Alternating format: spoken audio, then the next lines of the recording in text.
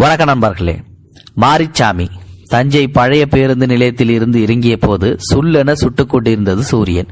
கதர் சட்டையும் பழுப்பு நிற வேட்டியும் அணிந்திருந்த மாரிச்சாமி நடக்க முடியாமல் மெல்ல நடந்தார்.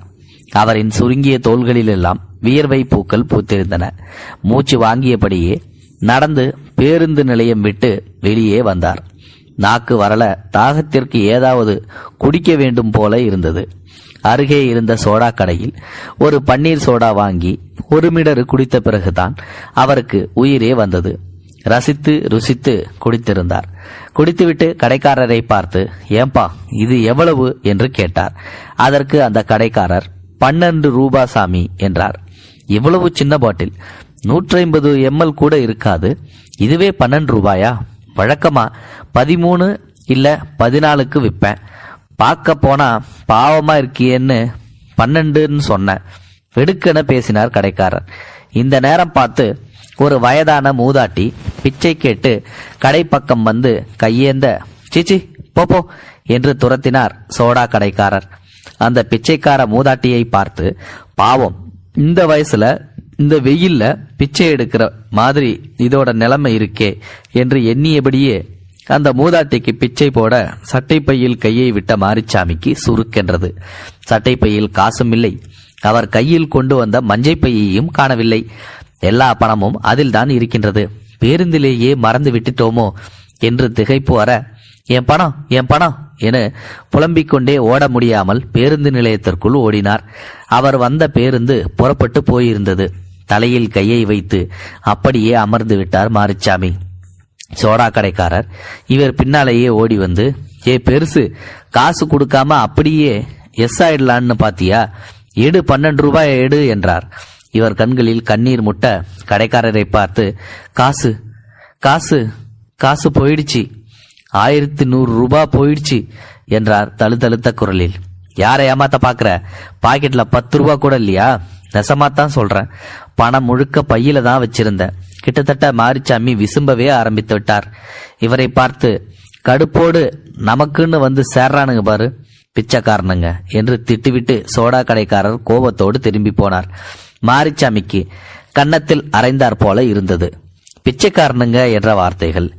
70 வயதாகும் மாரிச்சாமி தஞ்சைக்கு அருகே உள்ள கிராமத்தில் பெட்டி கடை வைத்துள்ளார். வயசான காலத்துல சும்மா முடங்கி கிடக்காம என்ன பெட்டி கடை வேண்டி கிடக்கு? அன்னைக்கு கடையிலேயே மயங்கி விழுந்து கிடந்த ஒண்ணு கிடக்க ஒண்ணு ஆயிடுச்சுன்னா யார் பொறுப்பு என்று மூத்த மகன் திட்டினாலும், பெரிதாய் வருமானம் இல்லாமல் இருந்தாலும் விடாப்பிடியாய் மாரிச்சாமி கடந்த 10 வருஷங்களாக கடையை நடத்தி வந்தார். வயலில் வேலை செய்ய தெம்பு இருந்தவரை அவருக்கென்று இருந்த சொந்த நிலத்தில் உழைத்தார். பிறகு 2 மகன்களும் பங்கு பிரித்து கொடுத்துவிட்டு மூத்த மகனோடு தங்கிக் கொண்டு வீட்டின் அருகேயே பெட்டிக்கடை நடத்தி வருகிறார் மாரிச்சாமி. தஞ்சையிலிருந்து 15 கிலோமீட்டரில் திருக்காட்டுப்பள்ளி போகும் வழியில் உள்ளது அவரது கிராமம். 2 வாரங்களுக்கு ஒரு முறை அவரே தஞ்சைக்கு வந்து தனது கடைக்கு தேவையான முறுக்கு, தேன் மிட்டாய், பருப்பி, சீனி மிட்டாய், கடலை மிட்டாய், மைசூர் பாக்கு, மிக்சர், ஊறுகாய், பொட்டலங்கள் என அனைத்து இனிப்பு மற்றும் கார வகைகளை மொத்த விற்பனை நிலையமான அண்ணாச்சி கடையில் தான் வாங்குவார். அதே போல இன்றும் வரும்பொழுதுதான் பேருந்திலேயே தனது மஞ்சப்பையை தவறவிட்டு விட்டார். அதில்தான் அத்தனை பணமும் இருந்தது. இப்பொழுது என்ன செய்வதென்று ஒரு நிமிடம் திகைத்து போனார் மாரிச்சாமி. பிறகு அண்ணாச்சிக்கு தனது 6 வருடமாய் பழக்கமானவர் அவரிடம் நடந்ததை சொன்னால் நிச்சயம் கணக்கில் வைத்துக் கொண்டு பொருள் கொடுப்பார் என மனதை தேற்றிக் கொண்டார். கிராமத்துக்கு திரும்பிச் செல்லவும் அவரிடம் பணம் கேட்டுவிடலாம் எனவும் முடிவு செய்தார். வெயிலை பொருட்படுத்தாமல் தெற்கு வீதி நோக்கி நடந்தார். குடித்த பன்னீர் சோடா நாக்கில் இனித்தாலும் பிச்சைக்காரன் என்ற வசவு மனசில் கசந்தது. நம்மளை ஒருத்தன் பிச்சைக்காரன் என்று சொல்லிவிட்டானே என்று அந்த முதியவருக்கு அப்போதிலிருந்து பெரும் கோபமாக அவன் மீது வந்தது. என்ன செய்ய, அவரோ பாக்கெட்டில் 10 பைசா கூட இல்லாமல் இருந்ததால் தான் அந்த கடைக்காரன் அந்த வார்த்தையை சொன்னான் என்பதை மனதில் வைத்துக் கொண்டே பிறகு நாம் அண்ணாச்சியை சந்தித்துவிட்டு ஏதேனும் அவனிடம் வைத்துக் கொள்ளலாம் என்று இவர் மனதை தேக்கிக் கொண்டு அங்கிருந்து புறப்பட்டு கொண்டு அண்ணாச்சியை நோக்கி நடக்க ஆரம்பித்தார். ஆனால் நடந்து ஒரு வழியாக அண்ணாச்சி கடைக்கும் வந்து சேர்ந்தார். வாங்க, என்ன வேணும்?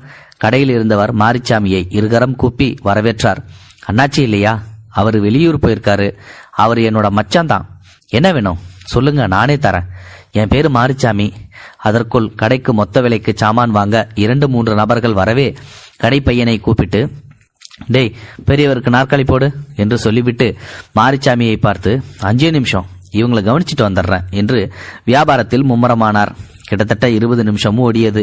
பிறகு மாரிச்சாமியை பார்த்து, மன்னிச்சுக்கோங்க பெரியவரே, இப்ப சொல்லுங்க, நான் இங்கதான் தஞ்சாவூர் பக்கத்துல இருக்கிற கிராமத்துல பெட்டி கடை வச்சிருக்கேன். என் பேரு மாரிச்சாமி.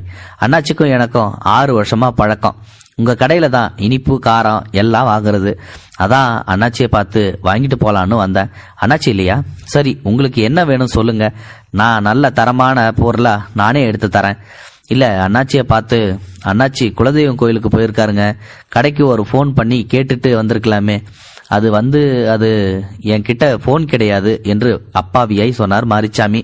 மதியம் வரைக்கும் தொந்தரவு செய்யக்கூடாதுன்னு சொல்லியிருக்காரு. இல்லைன்னா அவருக்கே நான் ஃபோன் பண்ணி கேட்டுருவேன். எவ்வளவு நேரம் ஆனாலும் பரவாயில்ல, நானே காத்திருக்கேன் தம்பி. சரி பெரியவர, ஒன்று பண்ணுங்க, எப்படியும் அண்ணாச்சி 4 மணிக்கு கிட்டத்தட்ட வந்துருவேன்னு சொல்லியிருக்காரு. இப்போ 12 மணி தான் ஆகுது. உங்களுக்கு வேற வேலை ஏதாவது இருந்ததுன்னா போயிட்டு 4 மணிக்கு வாங்கலேன்.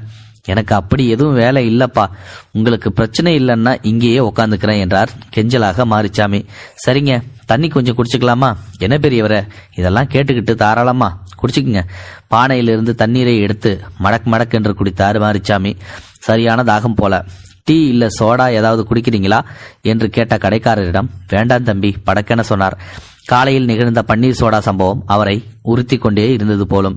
பிறகு கடையின் மூலையில் ஒரு ஸ்டூலில் அமர்ந்து கொண்டார். கடைக்கு வருபவர்கள் போவர்களை எல்லாம் வேடிக்கை பார்ப்பதை தவிர அவருக்கு வேறு என்ன செய்வதென்றே தெரியவில்லை. அந்த கடையில் கிலோ கணக்கில் அடுக்கி வைக்கப்பட்டிருந்த இனிப்பு வகைகளும் கார வகைகளும் கலந்து வந்த வாசனை ஏதோ ஒரு புதுவித உணர்வை தந்தது மாரிச்சாமிக்குள். இப்படியே 1 மணி நேரத்துக்கு மேல் ஓடியது. கடைக்காரர் இவரை பார்த்து, பெரியவரே போய் சாப்பிட்டு வேணா வாங்கலாம். இல்ல பரவாயில்லை என்றார் மாரிச்சாமி. அதுக்கு இல்லைங்க, 1:30 to 2:30 வரைக்கும் மதிய சாப்பாட்டு நேரம், கடை அடைக்கணும், அதுக்குத்தான் சொல்றேன். இப்போது மாரிச்சாமிக்கு வேறு வழி இல்லை, எழுந்து வெளியே போகத்தான் வேண்டும்.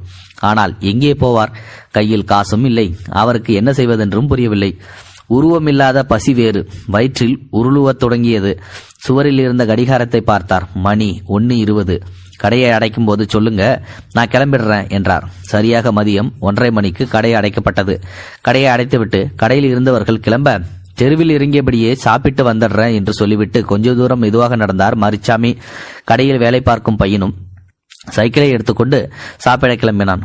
கொஞ்ச தூரம் இவர் நடந்து வந்திருப்பதை கண்ட கடைக்கார பையன், பெரியவரை சாப்பிடத்தானே போறீங்க, வாங்க சைக்கிள்ல ஏறுங்க, நான் கூட்டிட்டு போறேன் என்றான்.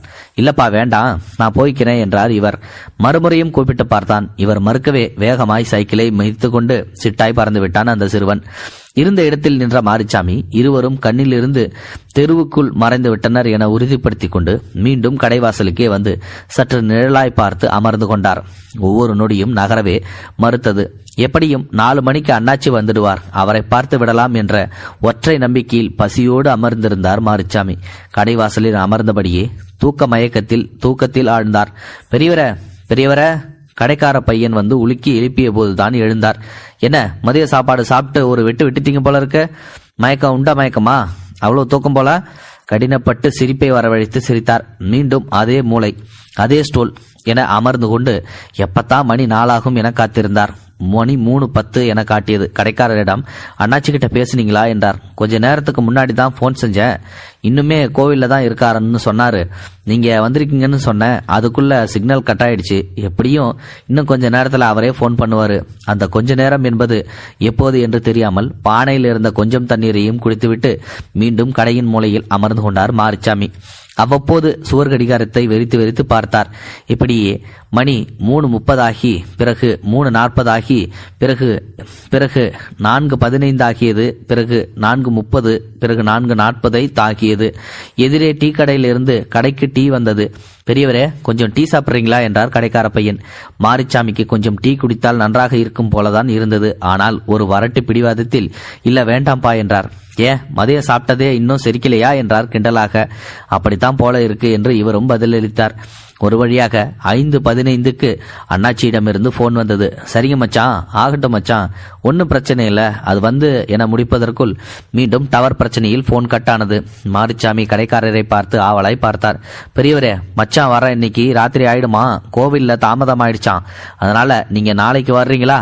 நான் வந்ததும் அண்ணாச்சி கிட்ட தெரியுமா என்று கேட்டார் பெரியவர்.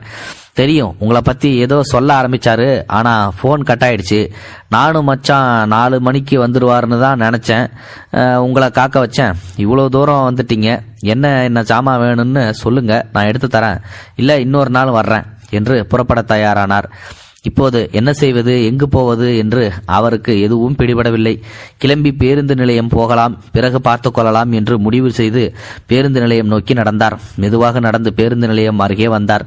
அவர் காலையில் பன்னீர் சோடா குடித்த கடையை கடக்க நெருங்குகையில், பெரியவர கொஞ்சம் நில்லுங்க என்று கூவிக்கொண்டே அண்ணாச்சி கடையில் வேலை செய்யும் பையன் சைக்கிளில் வேகமாக இவரை நோக்கி வந்தான்.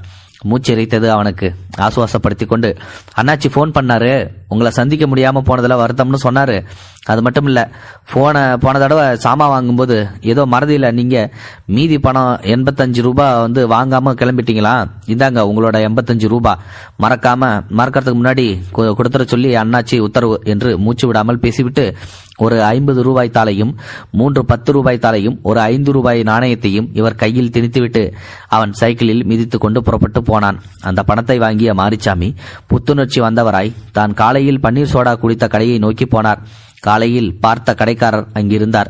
அவர் கையில் 10 ரூபாய் தாளையும் 5 ரூபாய் நாணயத்தையும் கொடுத்த மாரிச்சாமி அவரை பார்த்து உரக்கச் சொன்னார். நான் ஒன்றும் பிச்சைக்காரன் இல்லை, என்னை பார்த்து அப்படி என்றைக்கும் நினைக்கவே நினைக்காதே. இந்தா உன் சோடாவிற்கான காசு, மீதி 3 ரூபாய் இருக்கின்றது, அதை நீயே டிப்ஸாக வைத்துக்கொள் என்று கௌரவமாக சொல்லி அங்கிருந்து புறப்பட்டார் மாரிச்சாமி. இது உண்மையிலுமே ஒரு வேற லெவல் பர்ஃபார்மன்ஸ் குட்டி கதைன்னு சொல்லலாம். இந்த கதையிலிருந்து ஒன்று மட்டும் நல்லா தெரிஞ்சிருக்குது. அந்த முதியவருக்கு என்ற நம்மளை ஒருத்தர் இந்த மாதிரி பிச்சைக்காரன் சொல்லிட்டானே அப்படின்ற ஒரு எண்ணம் மட்டும் அந்த முதியவரோட மனசுல உறுத்திக்கிட்டே இருந்திருக்குது. சாப்பிடாம பட்னி கிடந்தாலும் பரவாயில்ல, பிச்சை கூட மட்டும் எடுக்க மாட்டேன், அதே மாதிரி இந்த பேரை சொன்னவனுக்கும் பாடம் புகட்டாம விட மாட்டேன் அப்படின்னு சொல்லிட்டு இந்த பெரியவரோட மனசுல ஒரு வைராகியம் இருந்திருக்குது. இந்த வீடியோ பிடிச்சிருந்தா லைக் பண்ணுங்க, உங்க ஃப்ரெண்ட்ஸ்களுக்கு ஷேர் பண்ணுங்க, கூடவே சேனலையும் சப்ஸ்கிரைப் பண்ணுங்க. தேங்க்யூ ஃபார் வாட்சிங்.